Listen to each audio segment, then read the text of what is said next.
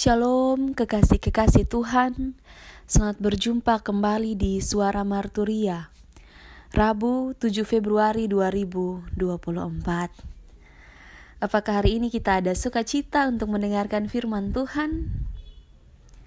Saya yakin dan percaya ketika hari ini Tuhan masih memberikan kita kesempatan untuk melakukan setiap tugas dan tanggung jawab kita. Ada sukacita juga yang Tuhan berikan kepada kita. Mari untuk memulai segala aktivitas kita minta pimpinan Tuhan, dan di dalam firman-Nya kita akan merenungkan bagian firman Tuhan yang terambil dari kitab Kisah Para Rasul 2 ayat 14 sampai dengan ayatnya yang ke-40.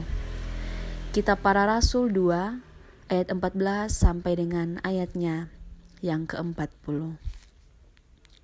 Mari kita berdoa.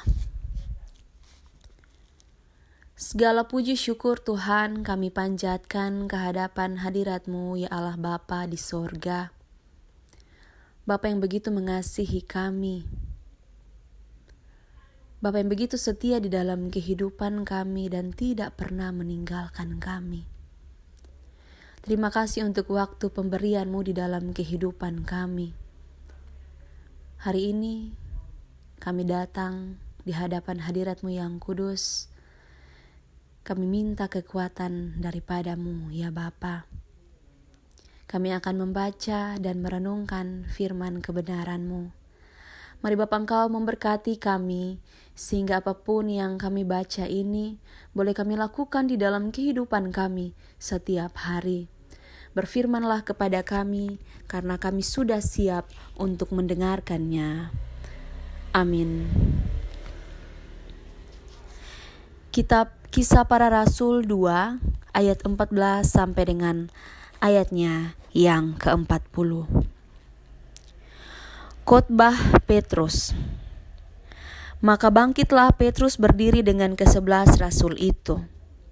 Dan dengan suara nyaring ia berkata kepada mereka, "Hai kamu orang Yahudi, dan kamu semua yang tinggal di Yerusalem, ketahuilah dan camkanlah perkataanku ini.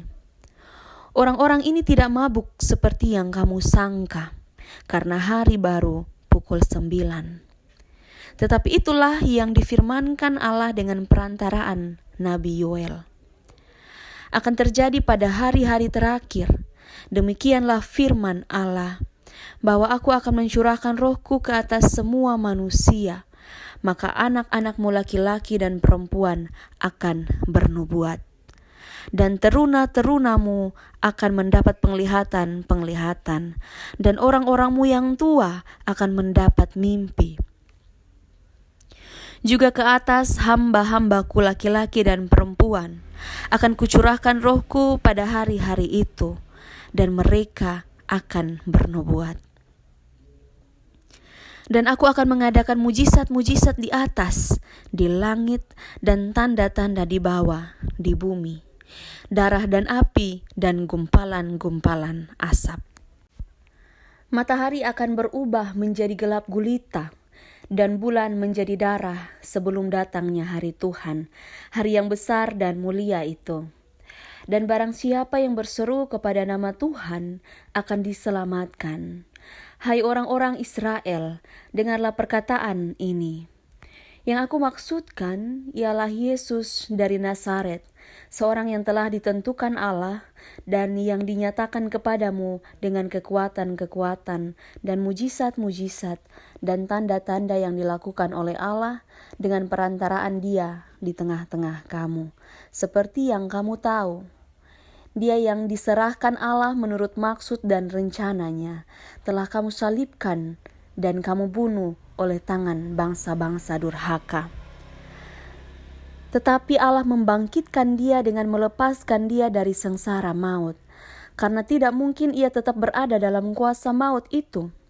Sebab Daud berkata tentang dia, "Aku senantiasa memandang kepada Tuhan, karena ia berdiri di sebelah kananku, aku tidak goyah. Sebab itu hatiku bersuka cita dan jiwaku bersorak-sorak, bahkan tubuhku akan diam dengan tentram. Sebab Engkau tidak menyerahkan aku kepada dunia orang mati, dan tidak membiarkan orang kudus-Mu melihat kebinasaan. Engkau memberitahukan kepadaku jalan kehidupan. Engkau akan melimpahi aku dengan sukacita di hadapan-Mu. Saudara-saudara, aku boleh berkata-kata dengan terus terang kepadamu tentang Daud, bapa bangsa kita.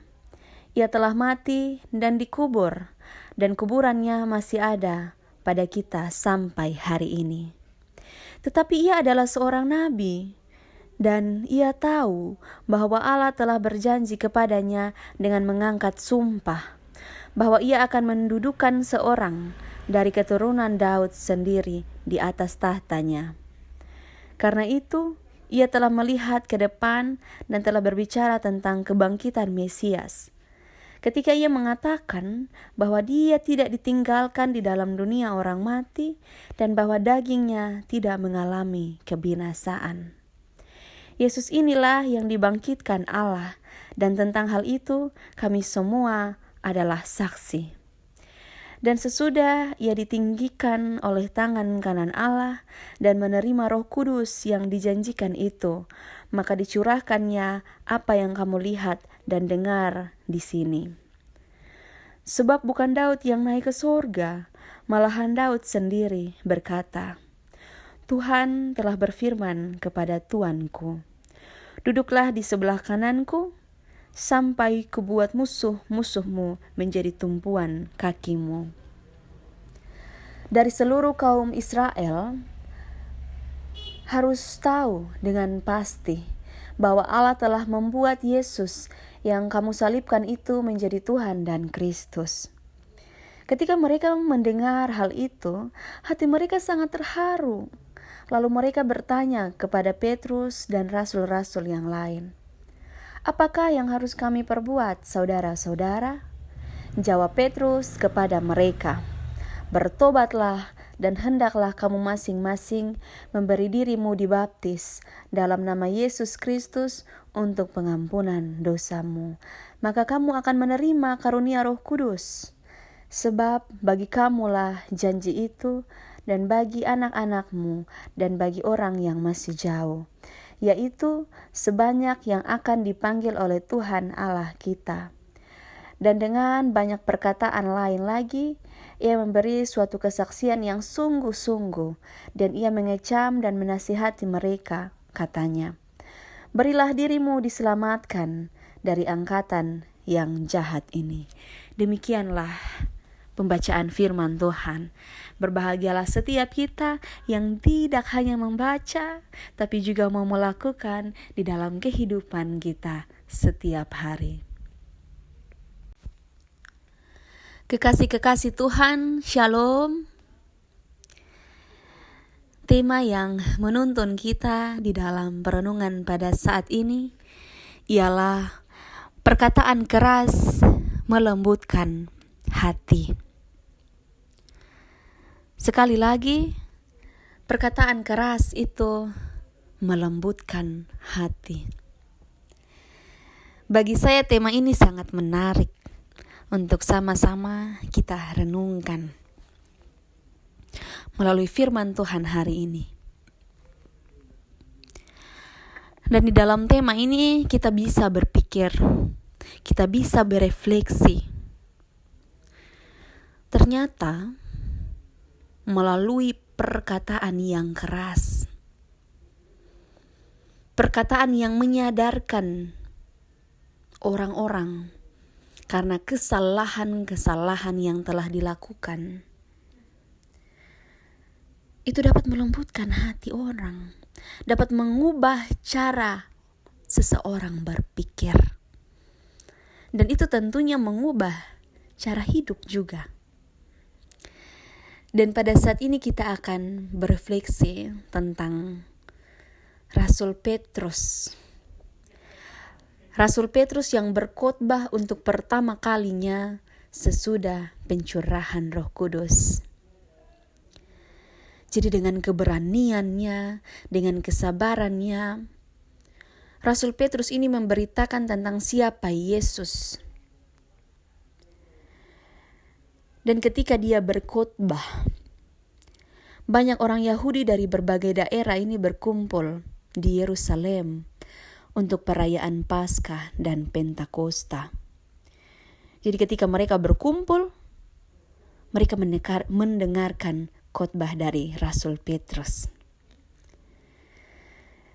Dan mereka ini, mereka tahu tentang peristiwa penyaliban Yesus. Peristiwa 50 hari yang lalu. Jadi ketika penyaliban Yesus 50 hari kemudian, Rasul Petrus dia berkhotbah untuk mereka. Dan ketika mereka mendengarkan penjelasan tentang siapa Yesus itu, siapa dia yang disalibkan itu, dan mereka kenal seorang Petrus. Petrus ini sebagai seorang nelayan biasa. Tetapi kemudian mereka dapat mengenal Yesus melalui Petrus. Dia mampu berbicara dengan kuasa ilahi. Jadi ketika seseorang ini berbicara tentang siapa itu Tuhan, itu pasti akan diberikan kekuatan,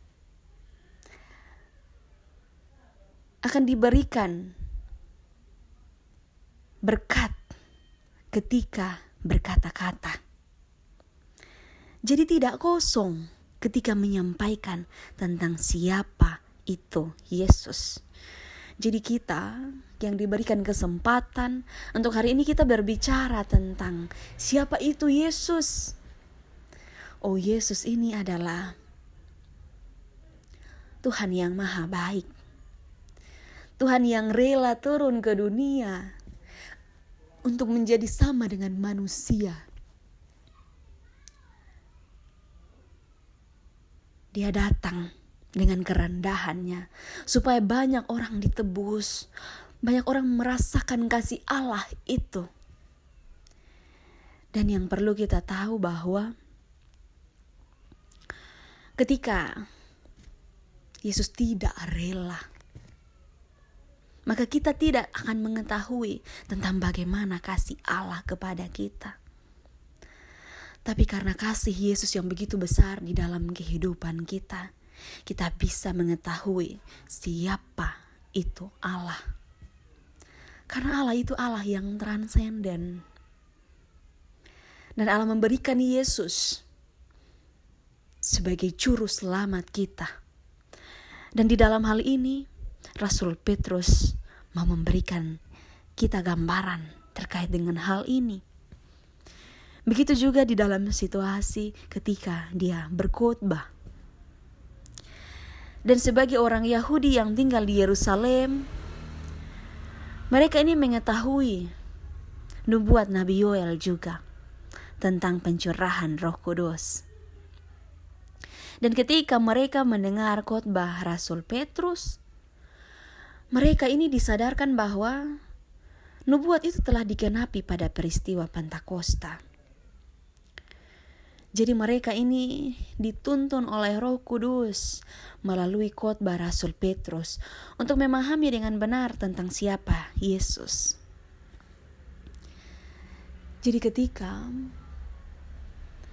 perkataan-perkataan tentang kebenaran itu diberikan kepada kita, itu ada pekerjaan Roh Kudus di sana yang mampu mengubah cara kita berpikir dan mampu mengubah cara kita bertindak. Di sana ada kuasa yang ilahi itu. Kuasa yang ilahi turun melalui Yesus Kristus. Jadi sebagaimana pencurahan Roh Kudus telah dinubuatkan, maka peristiwa Yesus pun ini merupakan penggenapannya. Yesus yang disalibkan, Yesus yang mati, dan Yesus yang telah dibangkitkan itu, Dia yang dahulu telah dinubuatkan oleh para nabi. Wow, bagi saya ini bagian dari rencana Allah. Ini bagian dari bagaimana Allah merencanakan kehidupan yang baik bagi kita manusia. Allah sudah berencana untuk ada juru selamat di dalam kehidupan kita, supaya kita tidak merasa sendiri, saudara-saudariku. Jadi kalau hari ini Allah menubuatkan tentang kehidupan kita, imanilah bahwa nubuat itu akan terjadi di dalam kehidupan kita. Maka marilah kita berefleksi. Kita belajar dari seorang Rasul Petrus. Bagaimana kehadirannya itu, perkataannya itu tentang Yesus.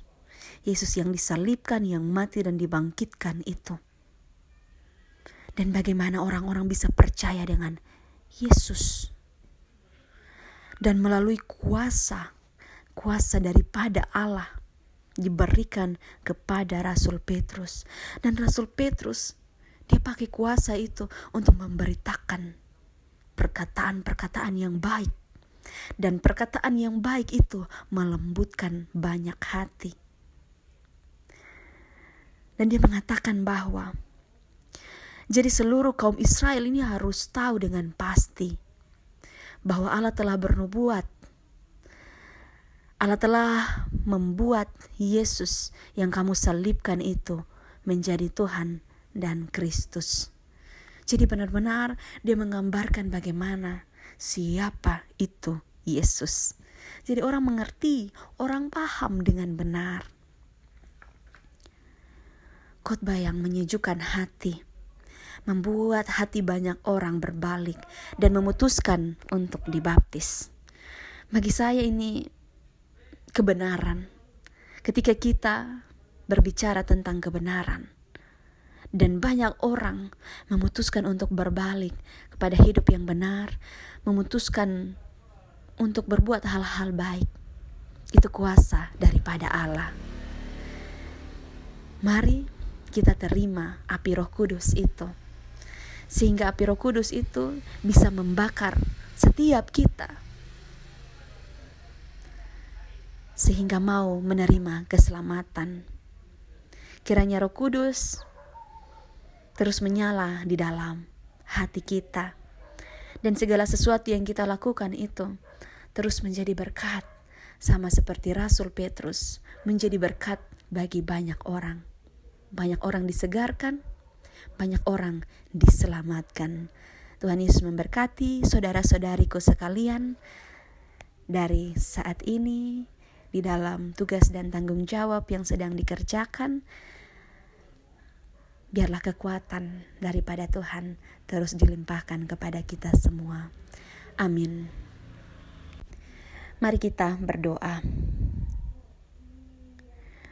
Allah Bapa, di dalam anak-Mu Yesus Kristus, kami bersyukur karena Allah begitu mengasihi kami. Allah memberikan kami begitu banyak kebaikan, dan kebaikan itu kami rasakan.